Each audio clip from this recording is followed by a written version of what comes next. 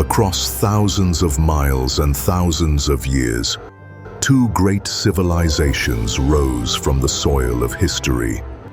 One, born from the eternal Nile, the other, forged in the forests and rivers of Europe's north.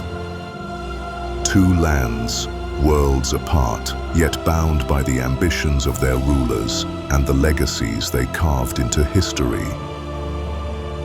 These are the stories of ancient Egypt and the Grand Duchy of Lithuania, empires of time.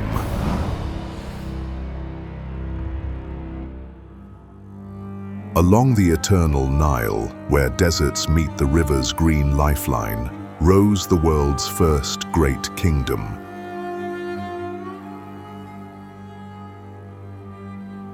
Long before the glory of the new kingdom, in the age when stone first touched the sky, a king named Khufu left a monument unlike any the world had ever seen: the Great Pyramid of Giza. Rising from the desert plateau like a mountain shaped by human hands, the Great Pyramid was built around 2560 BCE during Egypt's Old Kingdom. Khufu's pyramid was the heart of a royal necropolis. Nearby stood the pyramids of his son Khafre and his grandson Menkaure, forming the world-famous Giza Plateau, a skyline of eternity, each pyramid a stairway to the sky. Guarding this sacred complex is the Great Sphinx, a colossal figure with the body of a lion and the face of a king. Carved from the living rock around 2500 BCE. Its gaze, fixed eastward toward the rising sun, has watched over the plateau for nearly 5,000 years. Some say the Sphinx bears the face of Khafre, others believe it is older still. Its mystery as enduring as the desert sands. The building of the Great Pyramid remains a marvel. It is believed that over 2 million limestone blocks, some weighing up to 15 tons, were transported, shaped, and set with astonishing precision. Even today, the Great Pyramid is more than stone, more than grave. It's a message that Khufu's reign was built on order, ambition, and divine kingship. On the plateau of Giza, where desert meets sky, Khufu's dream still stands. The pyramids and the Sphinx remain, eternal sentinels of an age when humanity first dared to touch the stars. In the heart of medieval Europe, far from the deserts of Egypt, a new power emerged. In the mid-13th century, as the forests of the Baltic whispered with the clash of swords and the chanting of pagan rites, a single leader rose above the warring dukes, Mindaugas. A statesman and warrior, he forged the fragmented Lithuanian tribes into a single realm. Through a mix of diplomacy and force, he united lands that stretched from the Baltic coast deep into Ruthenia. In 1253, Mindaugas was crowned as the first and only King of Lithuania, an event that brought the young state onto the stage of European politics. His coronation, recognized by the Pope, marked a delicate balance, and with crown and cross, Lithuania took its first steps into great statehood. The monument to King Mindaugas in Vilnius, vision of regal strength, stands today before the National Museum. A reminder of the man who first wore Lithuania's crown. His figure looks not to the past, but to the horizon, as if still guarding the realm he forged. In Thebes, heart of the new kingdom, Pharaohs built temples to gods and to themselves, monuments of stone that outlasted their reigns. For over 5 centuries, it was Egypt's capital and spiritual heart, a place where pharaohs ruled, priests served the gods, and monuments rose toward eternity. On the east bank stands Luxor Temple, a masterpiece of symmetry and power, built and expanded over centuries from Amenhotep III to Ramses II. North of Luxor Temple lies Karnak, the largest religious complex ever built by human hands. Its hypostyle hall, with 134 towering columns, still inspires awe, each carved with hieroglyphs that sing the praises of the gods and the kings who served them.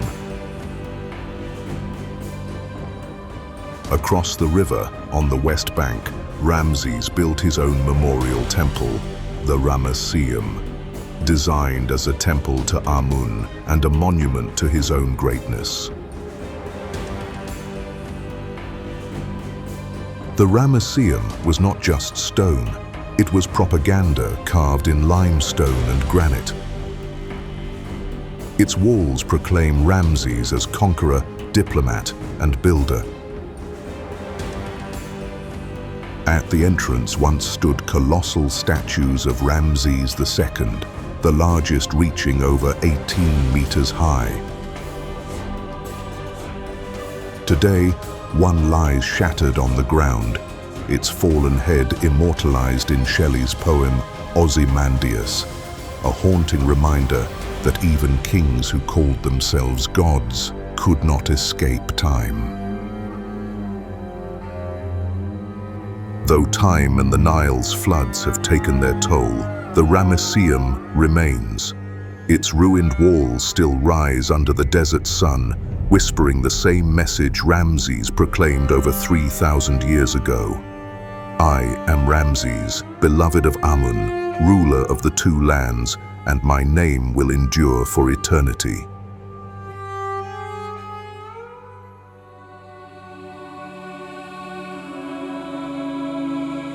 At the confluence of the Neris and Vilnia rivers, Vilnius rises, a city born from legend and crowned with history.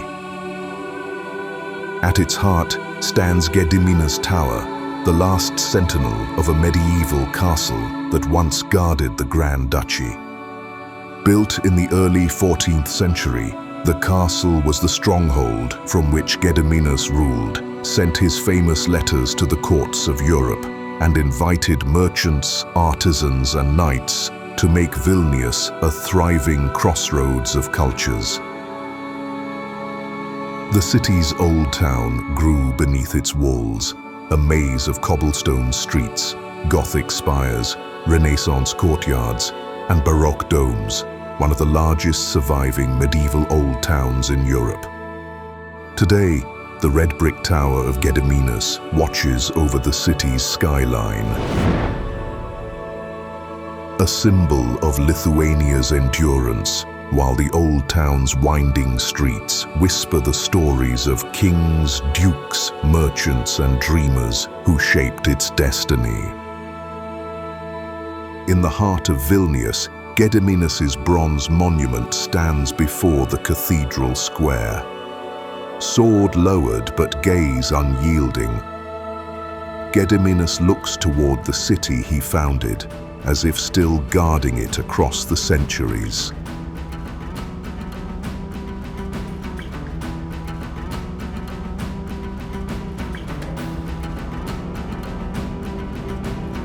In the heart of Vilnius stands a monument to faith and nation, the Cathedral of Saint Stanislaus and Saint Ladislaus.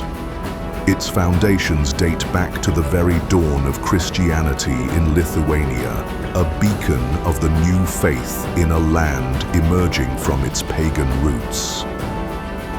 Here, beneath its vaulted ceilings, dukes and kings knelt in prayer before war, and the nation gathered in times of celebration and mourning alike. Beside the cathedral, the palace of the Grand Dukes once served as the beating heart of Lithuania's power.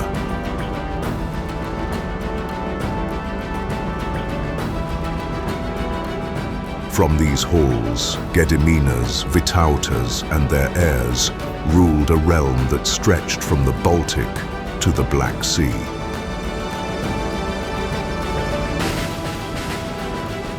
Today, the cathedral, palace, and castle stand not only as symbols of Lithuania's past, but as living bridges to the soul of a nation.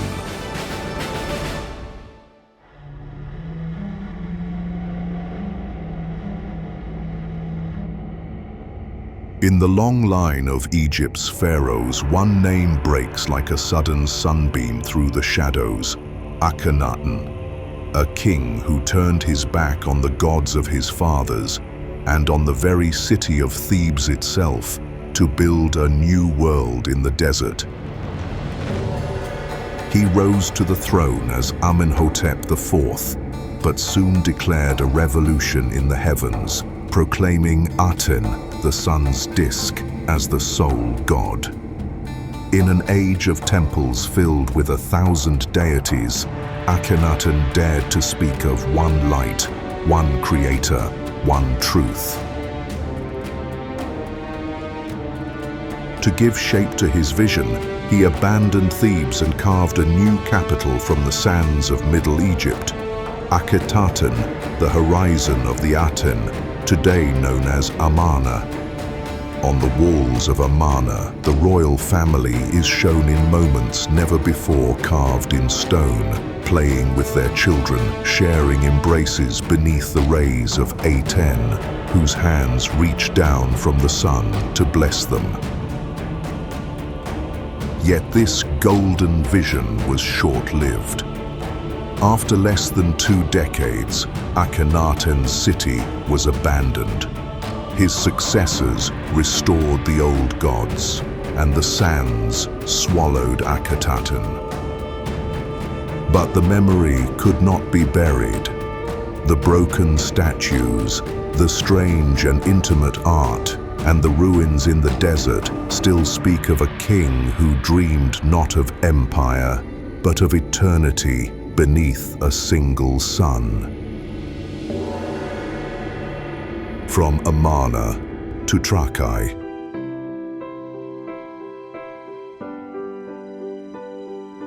Each born from a ruler's vision to shape destiny in stone. Rising from the waters of Lake Galv, Trakai Island Castle stands like a jewel set in blue. Built in the 14th century under the rule of Kęstutis, and completed by Vytautas the Great, its red brick towers once guarded the heart of the Grand Duchy of Lithuania. Trakai was more than a fortress. It was a seat of power, a residence for Grand Dukes, and a crossroads for cultures. Here, where Lithuanian, Polish, Ruthenian and Tatar voices mingled within its walls, and other peoples lived side by side, shaping a unique tapestry of traditions. Surrounded by shimmering waters and lush forests, the castle bore witness to treaties, royal processions, and the clang of arms as armies departed to defend the realm. Centuries of war and neglect left its walls in ruins. Yet in the 20th century, Trakai rose again, restored stone by stone, becoming a symbol of resilience. Today, its tall towers and arched bridges draw visitors from across the world, each step across its causeway echoing with the footsteps of history.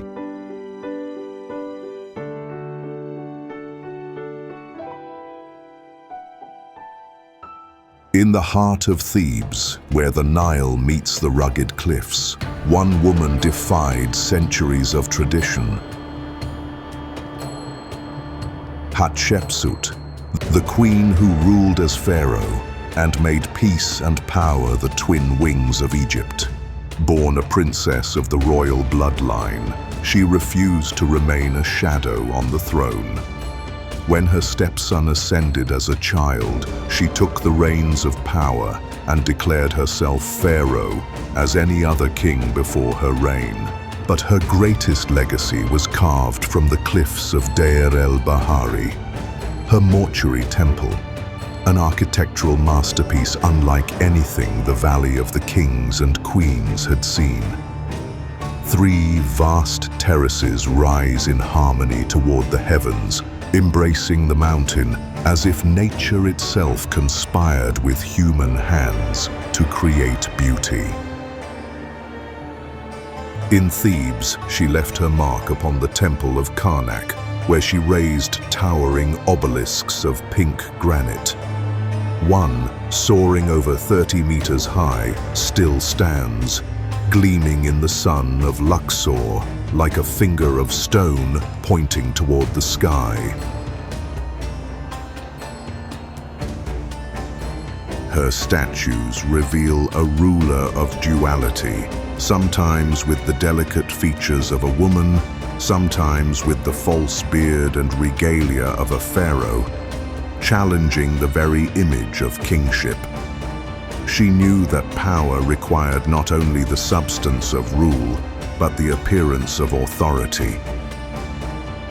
Yet after her death, her successors tried to erase her, chiseling her name from walls, defacing her images, as if to hide the truth that a woman had worn the crown of Horus. But the winds of forgetting failed. Her stones remained, her temple endured, and her story still stands. A testament that history remembers those who carve their name deep enough. From the cliffs of Deir el-Bahari to the banks of Kaunas, stone stands as a witness to ages shaped by vision and forged by ambition. Kaunas, the heart of Lithuania's rivers, a sentinel between east and west. In the 14th century, its castle guarded the duchy's borders, standing firm against the Teutonic Knights.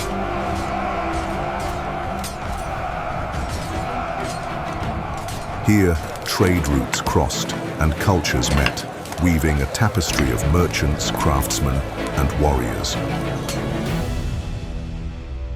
In the heart of the city, Vytautas's presence still towers over Kaunas. Cast in bronze, his monument stands as a guardian of memory, watching the city he once shaped. Vytautas the Great, a duke whose vision turned Lithuania from a frontier into an empire, commanding armies that thundered across the steppes, forging alliances that shaped the destiny of Europe. At Grunwald, his banners flew beside Poland's, striking a blow that echoed across centuries. From castle walls to the Black Sea shores, his reign carved a legacy of strength, ambition, and pride. His legacy still breathes in the stones of Lithuania's cities. And in Kaunas, where the church of Vytautas the Great rises beside the river. The church was both a gift to the people and a testament to the city's faith. Its walls have seen coronations, invasions, and the prayers of generation. Kaunas still stands as a living bridge between Lithuania's past and present, a place where stone, river, and memory meet.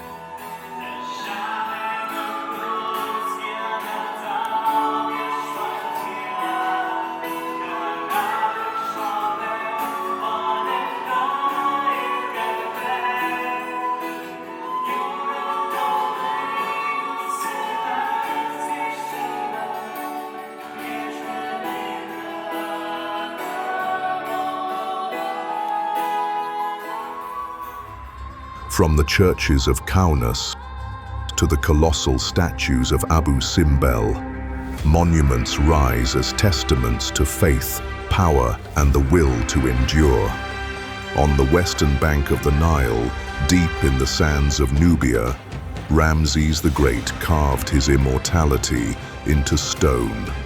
Abu Simbel, a temple not only to the gods, but to the pharaoh himself. Built in the 13th century BCE, during Egypt's Golden Age, its colossal guardians proclaim Ramses as King of Kings, ruler of an empire stretching from the Mediterranean to the heart of Africa. Each statue stands over 20 meters high, their scale alone designed to inspire awe and fear. Between them, a gateway leads into the sacred heart of the temple. Here, even the royal family is reduced in size, a reminder that in the age of empire, all were small beside the pharaoh's divine presence. Inside, reliefs tell the story of his victories, none greater than the Battle of Kadesh, carved as eternal propaganda in stone. Twice each year, the sun strikes the inner sanctuary, lighting the faces of the gods and Ramses himself, as if it acknowledged his reign. For over 3,000 years, Abu Simbel has stood watch over the Nile, a testament to power, ambition, and the eternal gaze of Ramses the Great.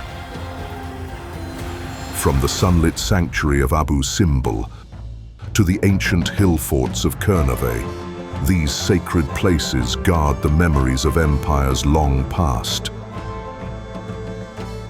In the heart of Kernave, the Iron Wolf stands, a silent guardian born from legend.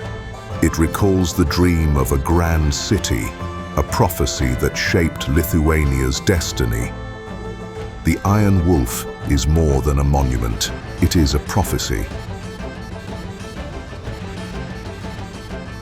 According to legend, Grand Duke Gediminas dreamed of a mighty wolf, its howls echoing like 100 warriors. A pagan priest told him, "Build where the wolf stands, and a city of stone will rise, one whose fame will spread across the world."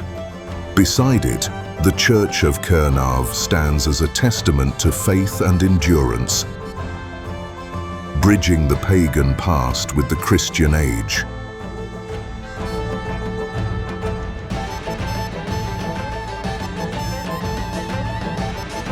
Today, Kernave still stands as a sacred landscape where the earth itself holds the memory of Lithuania's birth.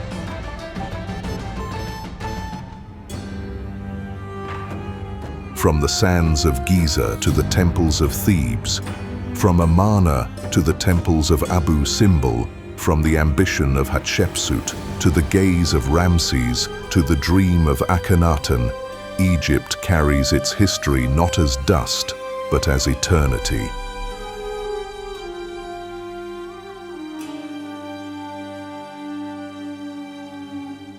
From Traky's island stronghold to the towers of Vilnius, from the churches of Kaunas to the hills of Kernave, from the vision of Mindaugas to the dream of Gediminas to the courage of Vytautas, Lithuania carries its history not as a weight, but as a legacy.